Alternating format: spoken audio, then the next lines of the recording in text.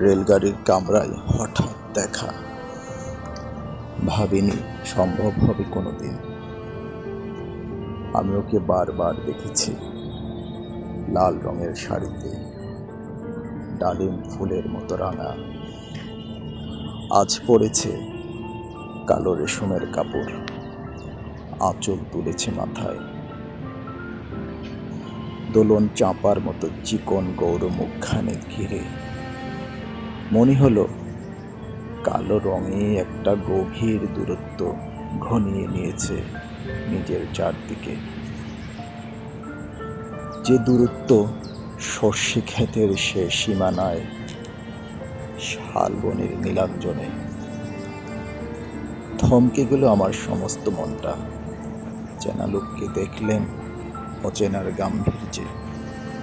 হঠাৎ খবরের কাগজ ফেলে দিয়ে আমাকে করলে নমস্কার। সমাজবিধির পথ গেল খুলে, আলাপ করলেন শুরু। কেমন আছো, কেমন চলছে সংসার, ইত্যাদি।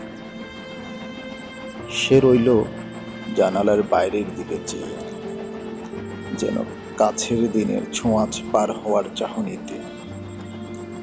দিল অত্যন্ত ছোট দুটো একটা জবাব, কোনোটা বা দিলেই না। বুঝিয়ে দিলে হাতের অস্থিরতায়, কেন এসব কথা, এর চেয়ে অনেক ভালো চুপ করে থাকা। আমি ছিলাম অন্য বেঞ্চিতে ওর সাথীদের সঙ্গে। এক সময় আঙুল নেড়ে জানালে কাছে আসতে। মনে হলো কম সাহস নয়।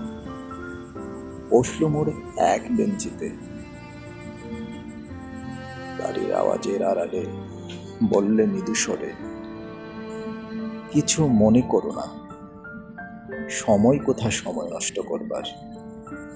আমাকে নামতে হবে পরের স্টেশনে, দূরে যাবে তুমি, দেখা হবে না আর কোনো দিন।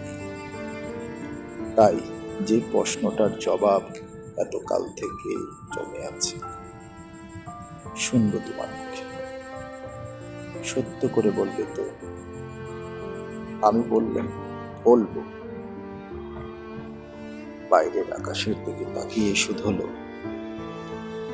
আমাদের গেছে যে দিন, একেবারেই কি গেছে, কিছুই কি নেই বাকি।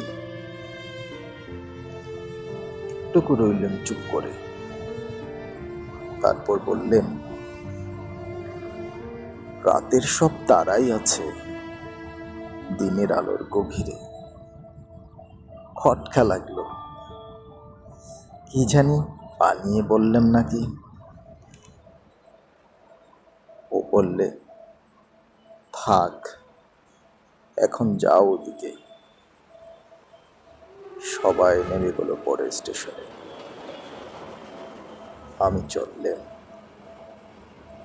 একা।